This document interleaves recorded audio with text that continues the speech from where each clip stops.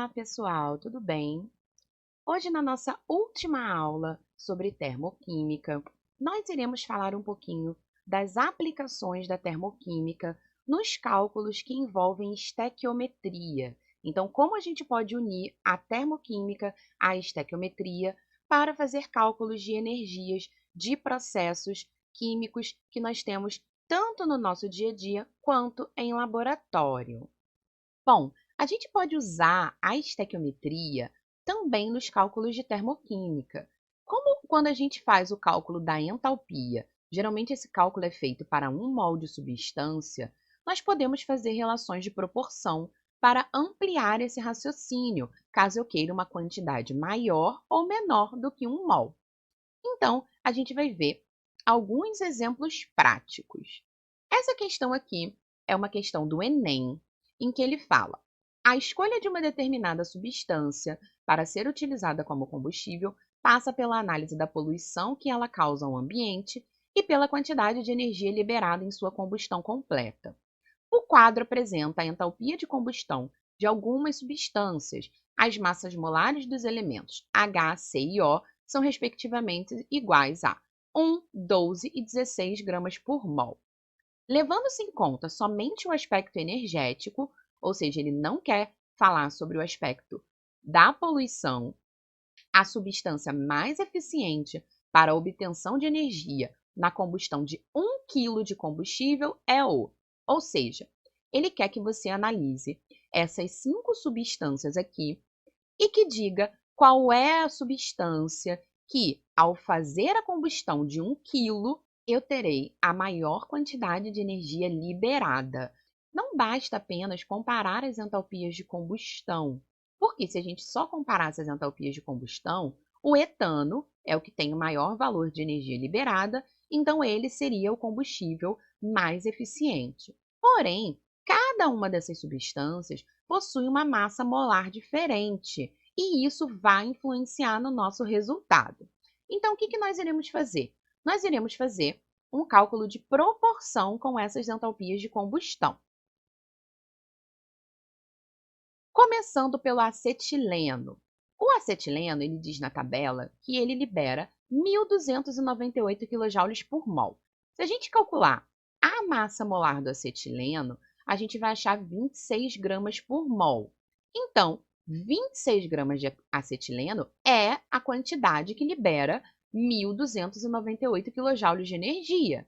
Se eu quero saber quanto vai ser liberado em 1 quilo, ou seja, 1.000 gramas, eu posso fazer uma regra de 3 utilizando esses valores. Então, o acetileno liberaria 49.923 kJ por quilo de substância. Agora não é por mol, porque eu fiz a conta para 1 quilo. Segunda substância, o etano, que lá na tabela era o que tinha maior valor de energia liberada. Se a gente calcular a massa molar do etano, ela é 30 gramas por mol, então 30 gramas é o quanto eu vou ter 1.558 kJ de energia liberada de etano.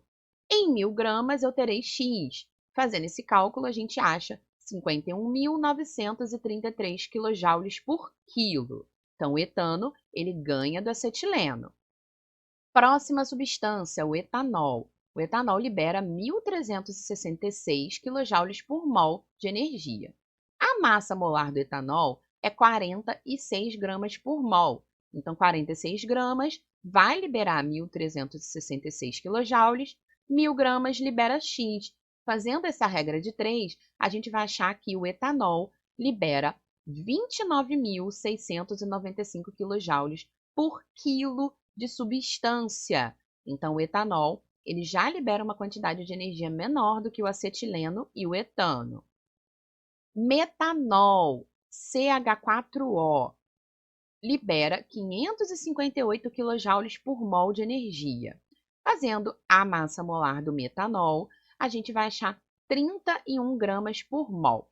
Então, 31 gramas libera 558 kJ, 1.000 gramas vai liberar X. Fazendo essa regra de 3, a gente vai achar 18.000 kJ por quilo. E por último, o hidrogênio, que libera 242 kJ por mol. A massa molar do hidrogênio é 2 gramas por mol. Então, 2 gramas de hidrogênio libera 242 kJ de energia, 1.000 gramas vai liberar X. Fazendo essa regra de 3, a gente vai achar 121.000 kJ por quilo. Ou seja, o hidrogênio é a substância que libera a maior quantidade de energia por quilograma de combustível. Então, aqui na nossa questão, a nossa resposta correta seria o gás hidrogênio, tá certo? Então, nem sempre quem tem a maior entalpia de combustão é a substância que vai liberar maior quantidade de energia quando eu faço uma proporção em massa. Se a proporção fosse em mol, certamente o etano seria a substância mais energética. Mas eu não estou fazendo uma comparação por mol de substância. Eu estou fazendo uma comparação por quilo de substância. Então, eu preciso fazer a regra de 3 de proporção para descobrir quanto eu iria liberar em 1 quilo e assim dizer qual é o combustível mais eficiente, tá certo? A gente precisa falar um pouquinho também sobre os tipos de combustão possíveis. Se vocês repararem, em cálculos de entalpia é muito comum mencionar combustão. E para os compostos orgânicos, a gente tem 2 tipos de combustão possíveis, levando, claro, em consideração que toda combustão precisa de gás oxigênio para ocorrer. Então, temos a combustão completa, que sempre vai formar como produto gás carbônico e água. Então, aqui, por exemplo, a combustão completa do CH4, que é o metano, ela vai precisar de 2 mols de O2 na reação balanceada e vai formar CO2 mais 2H2O. Mas nós temos também a combustão incompleta, que vai formar CO, que é o monóxido de carbono, ou fuligem. Como ocorre a combustão incompleta, aqui nós temos a mesma substância sofrendo combustão, só que no meu produto, ao invés de CO2 e água, eu vou ter CO e água. E, consequentemente, no meu balanceamento, eu vou ter uma proporção diferente de gás oxigênio. No caso da formação da fuligem é carbono sólido. Então, a gente teria a formação de C mais H2O, que é a água que também é produto de qualquer combustão de composto orgânico. Só que, como eu estou formando carbono, eu teria novamente um outro balanceamento para o gás oxigênio, para que a gente atingisse a proporção correta da equação balanceada. Tá certo? Bom, gente, essa foi a nossa aula de hoje. Espero que vocês tenham entendido e até a próxima.